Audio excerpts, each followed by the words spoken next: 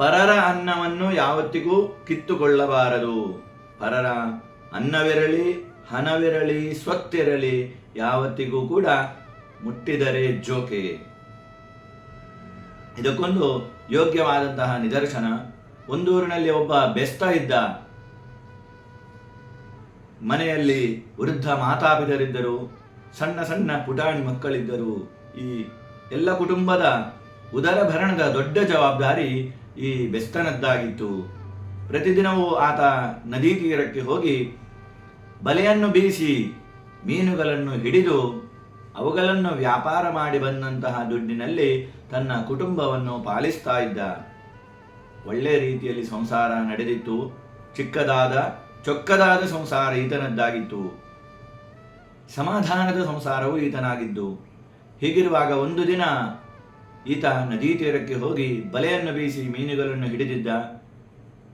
ಮೀನುಗಳನ್ನು ತುಂಬಿದಂತಹ ಬುಟ್ಟಿಯನ್ನು ತೆಗೆದುಕೊಂಡು ಹೋಗಿ ಇನ್ನು ವ್ಯಾಪಾರ ಮಾಡಬೇಕು ಎನ್ನುವಂತಹ ಸಮಯದಲ್ಲಿ ಒಬ್ಬ ದರೋಡೆಕೋರ ಬರ್ತಾನೆ. ಈತನಿಂದ ಮೀನುಗಳನ್ನು ತುಂಬಿದಂತಹ ಆ ಬುಟ್ಟಿಯನ್ನೇ ಕಸಿದುಕೊಂಡು ಓಡಿ ಹೋಗ್ತಾನೆ. ಆ ಮೀನುಗಳು ತುಂಬಿದಂತಹ ಬುಟ್ಟಿಯನ್ನು ತನ್ನ ಮೇಲೇರಿಕೊಂಡು ಹೋಗುತ್ತಾ ಇರುವಾಗ ಆ ದರೋಡೆಕೋರ ಚಿಂತಿಸ್ತಾನೆ, ಇಂದು ನನಗೆ ಭೂರಿ ಭೋಜನ ಸಿಕ್ಕಿತು, ಮೀನುಗಳ ಸಾಂಬಾರಿನಿಂದ ಭರ್ಜರಿ ಊಟ. ಆದರೆ ವಿಧಿಯಾಟವೇ ಬೇರಿತ್ತು. ಆ ಬೆಸ್ತನ ಕಣ್ಣೀರು ಧರೆಯನ್ನು ಸ್ಪರ್ಶಿಸಿತ್ತು. ಈತ ದರೋಡೆಕೋರ ತನ್ನ ತಲೆಯ ಮೇಲೆ ಇಟ್ಟುಕೊಂಡು ಹೋಗುತ್ತಾ ಇದ್ದಂತಹ ಮೀನಿನ ಬುಟ್ಟೆಯಿಂದ ಒಂದು ಜೀವಂತ ಇದ್ದಂತಹ ಒಂದು ಮೀನು ಜೀವನ್ಮರಣದ ಮಧ್ಯೆ ಹೋರಾಟ ಮಾಡುತ್ತಾ ವಿಲವಿಲನೆ ಒದ್ದಾಡುತ್ತಿತ್ತು. ಈತನ ಕೈಯ ಸ್ಪರ್ಶ ಆ ಮೀನಿಗಾಗಿತ್ತು. ಆ ಮೀನು ಜೀವ ಭಯದಿಂದ ಈತನ ಕೈ ಬೆರಳನ್ನೇ ಕಚ್ಚಿಬಿಟ್ಟಿತ್ತು. ಆ ಮೀನಿನ ನಂಜು ಈತನ ಶರೀರವನ್ನು ಪ್ರವೇಶಿಸಿತ್ತು. ಮನೆಗೆ ಹೋಗ್ತಾನೆ. ಮೀನಿನ ಸಾಂಬಾರನ್ನು ಮಾಡಿ ಒಳ್ಳೆ ರೀತಿಯಲ್ಲಿ ಭರ್ಜರಿ ಊಟ ಮಾಡ್ತಾನೆ. ಆದರೆ ಒಂದು ಕಡೆಯಲ್ಲಿ ಆ ಮೀನು ಕಚ್ಚಿದಂತಹ ಜಾಗದಿಂದ ನಂಜು ಒಳಬಂದು ಬೆರಳು ಬಾತಿ ಹೋಗಿತ್ತು. 2 ದಿವಸಗಳಿದರೂ ಈ ಬಾತು ಕಡಿಮೆ ಆಗುತ್ತಾ ಇಲ್ಲ ಎಂದು ವೈದ್ಯರ ಬಳಿಗೆ ಹೋಗ್ತಾನೆ.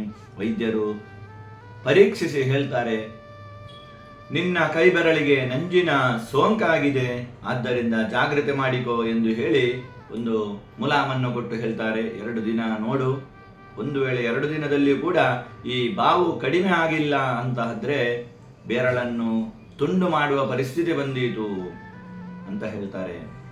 ಈತ ಮನೆಗೆ ಹೋಗ್ತಾನೆ. 2 ದಿನ ಒಳ್ಳೆ ರೀತಿಯಲ್ಲಿ ಆರೈಕೆ ಮಾಡ್ತಾನೆ. ಆದರೆ ಆ ಬೆರಳಿನ ಬಾವು ಇಡೀ ಕೈಯನ್ನೇ ಆವರಿಸಿತ್ತು.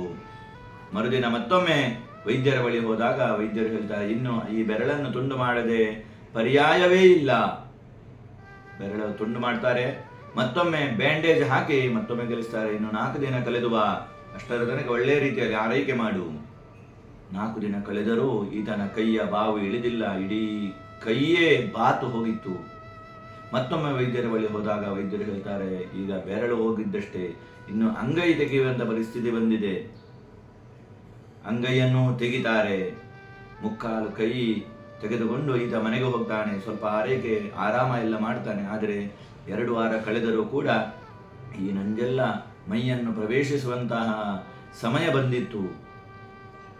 ಮತ್ತೊಮ್ಮೆ ವೈದ್ಯರ ಬಳಿ ಹೋದಾಗ ವೈದ್ಯರು ಹೇಳ್ತಾನೆ, ಈಗ ಇಡೀ ಕೈಯನ್ನೇ ತುಂಡು ಮಾಡಬೇಕಾದಂತಹ ಪರಿಸ್ಥಿತಿ ಬಂದಿದೆ.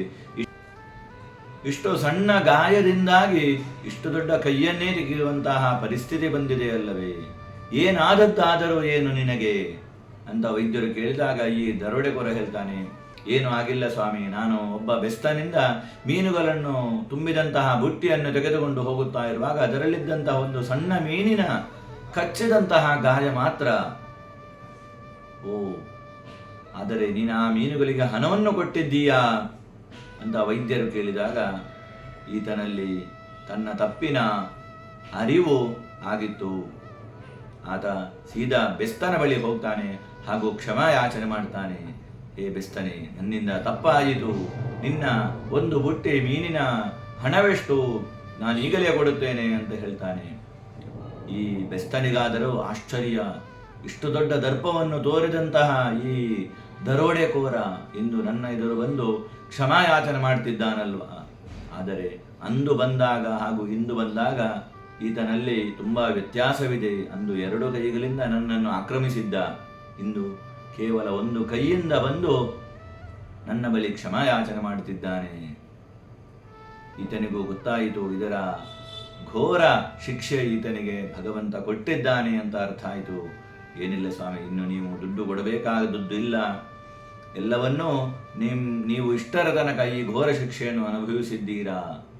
ಇನ್ನು ಯಾವತ್ತಿಗೂ ಕೂಡ ಪರರ ಅನ್ನವನ್ನು ಅಥವಾ ಪರರ ಹಣವನ್ನು ಏನನ್ನಾದರೂ ಆಗಲಿ ದೋಚಲು ಹೋಗದಿರಿ.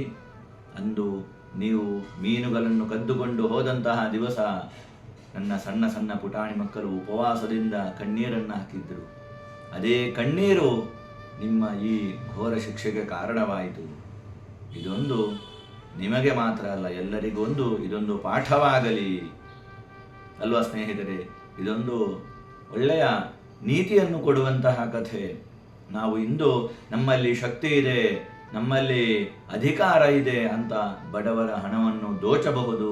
ಆದರೆ ಆ ಬಡವರ ಕಣ್ಣೀರು ಒಂದಲ್ಲ ಒಂದು ದಿನ ಆ ದರೋಡೆಕೋರರಿಗೆ ತಟ್ಟುತ್ತದೆ.